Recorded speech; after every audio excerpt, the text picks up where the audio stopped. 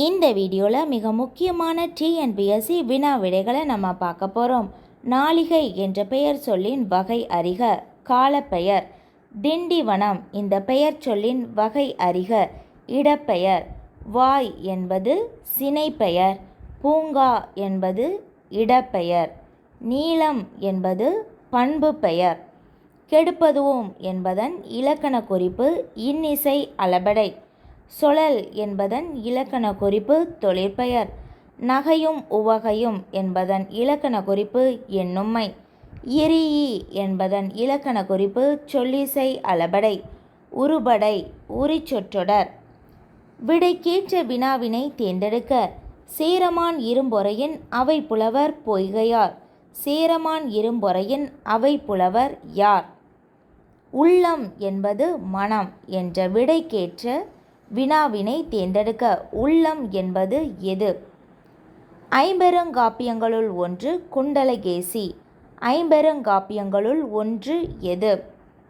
நந்தி கலம்பகத்தின் பாட்டுடை தலைவன் பல்லவ மன்னன் 3ஆம் நந்திவர்மன். நந்தி கலம்பகத்தின் பாட்டுடை தலைவன் யார்? புலவரே பரிசை பெற்றுக்கொள்ளுங்கள் என்று அரசன் கூறினான் என்பது நேர்கூற்று வாக்கியம். மாதவி தனது தோழியிடம் தான் புத்தகம் கொண்டு வருவதாக கூறினாள் என்பது அயர்கூற்று வாக்கியம். செயற்கைக்கோள் அறிவியல் அறிஞர்களால் விண்ணில் ஏவப்பட்டது என்பது செயப்பாட்டு வினை வாக்கியம். தூய்மையுடன் இரு தன்னலமற்று இரு என்பது விளைவு வாக்கியம். ஆசிரியர் இலக்கணம் கற்பித்தார் என்பது செய்வினை வாக்கியம். மாதவி நடனம் கற்பித்தாள் என்பது பிறவினை வாக்கியம். நான் ஆசிரியரால் பாராட்டப்பட்டேன் என்பது செயப்பாட்டு வினை வாக்கியம். உமறு புலவர் சீரா புராணத்தை இயற்றினார் என்பது தன்வினை வாக்கியம். பசுத்தோல் போர்த்திய புலி போல இந்த உவமையால் விளக்கப்படும் பொருத்தமான பொருள் ஏமாற்றுதல். பாம்புக்கு பாலூட்டி வளர்த்தால் போல இந்த உவமையால் விளக்கப்படும் பொருத்தமான பொருள் கொடூரத்தன்மை. வெந்த புண்ணில் வேல் பாய்ந்தது போல மேலும் மேலும் துன்பம். இருதலை கொள்ளி எறும்பினை போல தவிப்பு. அரசனை நம்பி புருஷனை கைவிட்டது போல ஏமாற்றம். புவியை நோக்கி பொருட்கள் விழும் இயக்கம் புவி ஈர்ப்பு விசை. ராக்கெட் வேலை செய்யும் தத்துவம் உந்தமாறா கொள்கை. ஆற்றல் அழிவின்மை விதியை கூறியவர் ராபர்ட் மேயர். பந்து உயரே எறியப்படும் போது ஜியின் மதிப்பு எதிர் அளவில் இருக்கின்றது. தேசிய வேளாண்மை ஆராய்ச்சி நிறுவனம் அமைந்துள்ள இடம் டெல்லி.